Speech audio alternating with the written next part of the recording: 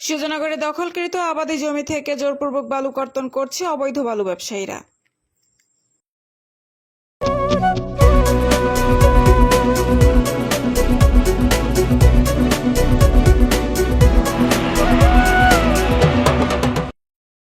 আসসালামু আলাইকুম। এডিপি বাংলা সংবাদে সবাইকে স্বাগত জানাচ্ছি। আমি সুমা আহমেদ। নিজস্ব প্রতিবেদকের পাঠানো তথ্যচিত্রে দেখুন বিস্তারিত। পাবনা জেলার সুজানগর উপজেলার নাজিরগঞ্জ ইউনিয়নে অবৈধভাবে দখলকৃত আবাদি জমি থেকে জোরপূর্বক বালি কেটে নিয়ে যাচ্ছে বোরখাপুর গ্রামের সোহেল শিকদার ও রূপক মোল্লা। এর প্রতিবাদে 21শে মে দুপুরে বিক্ষোভ ও মানববন্ধন করেছে নাজিরগঞ্জ ইউনিয়নের ভুক্তভোগী পরিবার ও 9 নং ওয়ার্ডবাসী।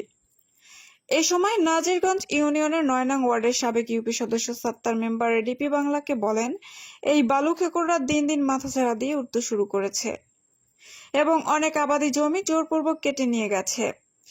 অবৈধ বালু বিক্রয় করে অবৈধ ব্যবসা চালিয়ে যাচ্ছে বালু খেকো চক্র। তিনি আরো বলেন, এখন পর্যন্ত প্রায় 30 বিঘা জমি এই অবৈধ বালু ব্যবসায়ীরা নষ্ট করেছে। এতে ক্ষতির পরিমাণ প্রায় 50 লক্ষ টাকা। নিঃস্ব হয়েছে শত শত পরিবার।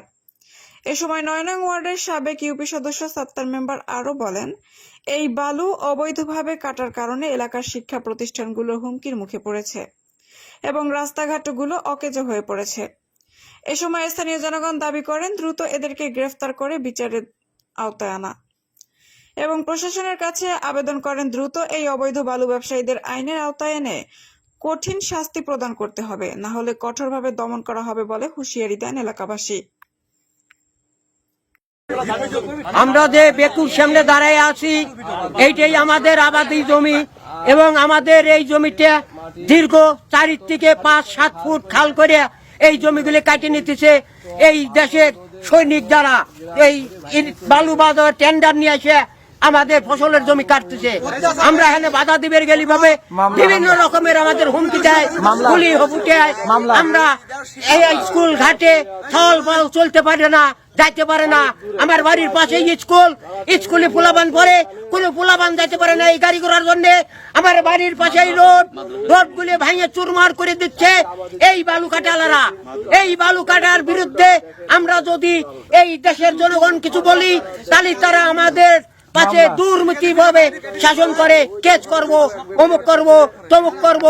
আমরা বাংলাদেশ সরকারের কাছে একটাই আবেদন জানাচ্ছি যে আপনি আসুন, বসুন, দেখুন যে আমাদের অবস্থাটা কি। আমরা আছি এই নদী এলাকা ভাঙনি, এই আমাদের নদী এলাকা ভাঙনিতে এই রাজা কাটতেছে, তাতে আমাদের এই জমিগুলি ভেঙে তো যাবে, আমাদের বাড়ি করতে আমার তো ক্ষতি হবে। এই বলে আমার বক্তব্য আমি শেষ করছি।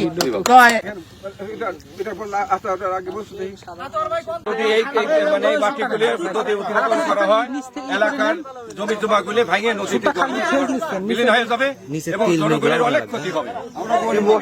আমরা গরিব মানুষ, এর উপরই আমার নির্ভরশীল।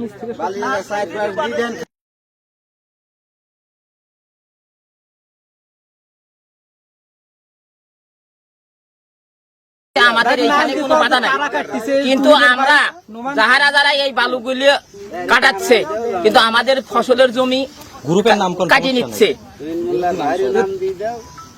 নিতেছে। কিন্তু আমরা বাধা সৃষ্টি করলেই এক এক সময় রাত্রি আসি গোলাগুলি ভয় দেখায়, অথবা জমির কাগজ নিয়ে আসেন, অমুক বিভিন্ন কথা, মামলার ভয় দেখায়। কিন্তু মামলার ভয় দেখায় কিন্তু উত্তোলনের বালু না কাটিয়ে আমাদের ফসলের জমি কাটিয়ে নিচ্ছে।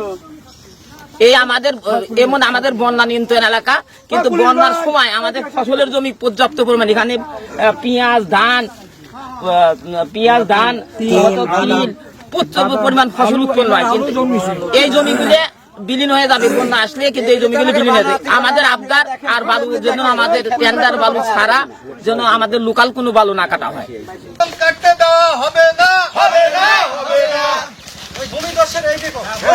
ভূমিদস্যুর কালো হাত, সন্ত্রাসীদের কালো হাত, জুলুমবাদের আমাদের পিছে হাট, সামনে স্কুল, এই দেখেন লাইন, স্কুলের ছাল পাল্লে আমি দাঁড়া রয়েছি এই বালু কাটার জন্য। এই স্কুলের ছাল পাল আসা যাওয়া করতে পারে না। আর আমাদের রোড ঘাটের অবস্থা কি রকম, তাই বাংলাদেশ সরকারের কাছে আমার একটাই আবেদন, এই বালু কাটা বন্ধ হবে, বন্ধ হবে, বন্ধ হবে। যদি বালু কাটা বন্ধ না হয় তাহলে আমাদের আমরা সম্পূর্ণ রুখে দাঁড়াবো, আমরা মরবো, তবু এই বালু কাটাদের ছেড়ে দেবো না।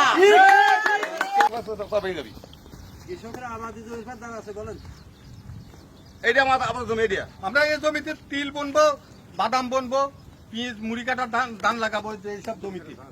আর সেই জমি আমাদের লাইক দিন, শেয়ার করুন, সাবস্ক্রাইব করুন। কমেন্ট করে আপনার মতামত জানিয়ে দিন।